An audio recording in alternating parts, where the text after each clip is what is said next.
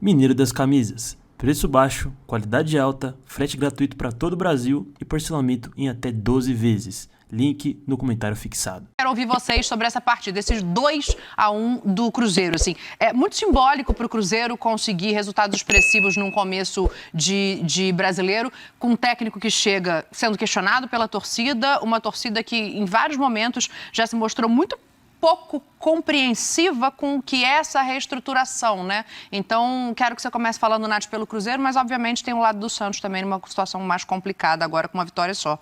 São duas equipes em momentos diferentes, né? Um Cruzeiro que tem expectativa de melhora e um Santos que estagnado, expectativa de piora.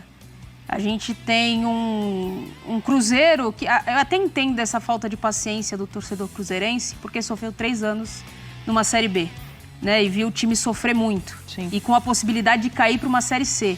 Né? Então, a impaciência do torcedor é olhando para o investimento que chega, para um cara que vai planejar futebol, que já jogou, que é do tamanho que é o Ronaldo, com a possibilidade de fazer esse Cruzeiro voltar a ser o Cruzeiro que já foi. Então, essa impaciência passa um pouco pelo sofrimento que já foi. Mas o Cruzeiro foi melhor nas oportunidades que teve, soube aproveitar, conta com a falha do João Paulo, é óbvio, mas começa o Pepa, e a gente já enxerga uma identidade de trabalho do Pepa nesse início de trabalho dele, porque ainda é início, a gente tem que pontuar, claro. Ainda é muito início de trabalho, mas a gente já vê uma assimilação do Cruzeiro de entendimento no que ele pede de transição ofensiva, no que ele pede de posicionamento em campo, os atletas comprando a ideia dele, o Gilberto mesmo com essa seca faz um gol, mas fica 2, 3 jogos sem fazer, ele também já ali trabalhando para ser um jogador importante mesmo quando não coloca a bola na rede, para ser um jogador que movimenta, que dá espaço, que abre para os jogadores que vão passar em corredor, que chama a marcação. Então é um Cruzeiro com possibilidades e expectativas de muita melhora para a temporada. Não estou dizendo que vai ser campeão, mas é um Cruzeiro que tem a possibilidade de ser estável nessa temporada, de não correr risco de cair, que é muito importante, para ir sim para um planejamento da próxima temporada, por que não brigar por títulos. Mas é um trabalho mais auspicioso do Pepa agora, olhando porque ele tem em campo, porque ele faz em campo com esse time. A gente vai ouvir os treinadores já, mas é isso, né? São 2 times que quando a gente fala deles antes do campeonato começar, você espera que eles briguem na mesma faixa de tabela por motivos diferentes, não é lá em cima. O Cruzeiro se mostra um pouco mais sólido nesse recorte pequeno que a gente tem de Brasileirão. Não, o saldo até agora do trabalho do Pepa, que está no início, é positivo. Sim. A gente está vendo uma equipe que até se transformou, né, após a série do Pesolano. Na época, né, a torcida ficou muito preocupada, mas você tem um encaixe muito rápido. O Cruzeiro, se a gente for tirar o resultado, o Cruzeiro, quando ele perde do Náutico, no primeiro jogo lá da Copa do Brasil nos Aflitos, ele já tinha encaixado um ótimo primeiro tempo. Ótimo primeiro tempo. O Wesley foi um cara que perdeu oportunidades lá, né, o Gilberto, né, o Cruzeiro estava produzindo coletivamente. Né, ali já estava plantando uma semente o Pepa. E com a sequência, a gente está vendo uma equipe mais organizada, mais competitiva. Não é a líder do Campeonato Brasileiro por acaso. Não acho que é uma equipe para brigar na parte de cima da tabela. Mas é uma equipe capaz de não sofrer. E eu acho que a expectativa é essa. A gente tem que lembrar de como o Ronaldo pegou esse Cruzeiro. Óbvio que o Cruzeiro é gigantesco. O Cruzeiro é um time multicampeão, mas ele pegou um clube no CTI. Ele não tem tanta capacidade de investimento para contratar estrelas. E hoje foi importante ver um Wesley, por exemplo, brilhando, porque ele é a contratação mais cara do Cruzeiro em 2023. Então, voltando a marcar, voltando a ser importante. No último jogo do Cruzeiro, quem voltou a marcar? O Gilberto. É um cara que eu tenho uma expectativa, um bom camisa 9. Eu também, sim. Eu acho que é um cara que, se o time começar a produzir, a gente está vendo o Cruzeiro tendo mais posse de bola, hoje isso aconteceu de novo, ele pode também crescer de produção. Eu acho que o início do trabalho do Pepa me agrada muito. A gente já vê ideias. Vejo até, Dani, para passar a bola para o Jean, eu já vejo um time até mais organizado, com mais mecanismos, mesmo com um curto prazo aí de trabalho, do que o Santos do Odair.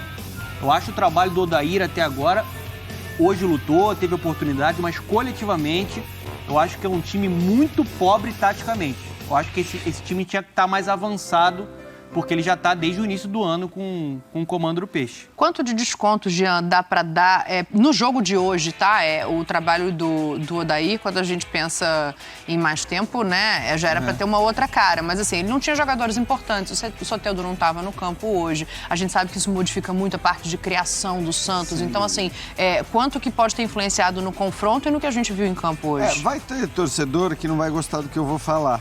Mas eu acho que, assim, especificamente no jogo de hoje, eu nem consigo fazer grandes críticas ao time do Santos. Eu também não. Eu acho que o Santos jogou uma partida parelha, foi um jogo muito igual. O Santos, quando precisou buscar o resultado, foi buscar. E aí, num lance de desatenção, até acaba tomando um gol de contra-ataque, que não era meio imaginável naquele momento do jogo, atuando fora de casa. Então, eu acho que a atuação hoje do Santos, olhando para o jogo de hoje especificamente, para deixar claro, não merece grandes críticas, não. O João Paulo foi muito mal falando nos dois. E o João Paulo foi mal, falando nos dois gols, o que também não é normal. Eu ia colocar isso, porque é bom goleiro o João Paulo. Eu acho que às vezes a fase, quando ela prejudica um jogador como ele, fala muito sobre o que não está acontecendo no Santos nesse momento.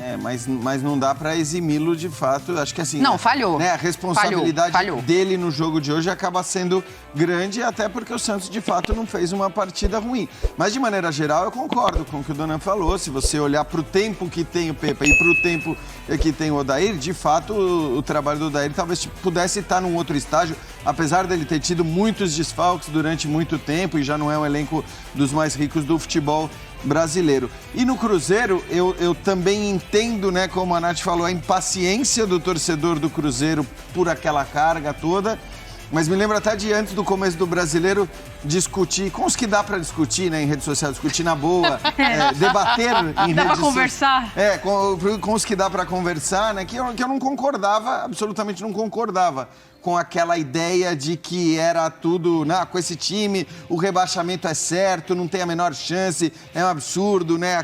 Aquele desejo já de alguns torcedores até de tirar o Ronaldo do comando do clube. É uma loucura. Se você vê pelo que o Cruzeiro passou com gestões anteriores e o que essa gestão claramente está fazendo de maneira séria, você pode discutir até decisões técnicas ou não, mas quando eu digo de maneira séria, muitas vezes tomando medidas impopulares também, que esse Cruzeiro tomou.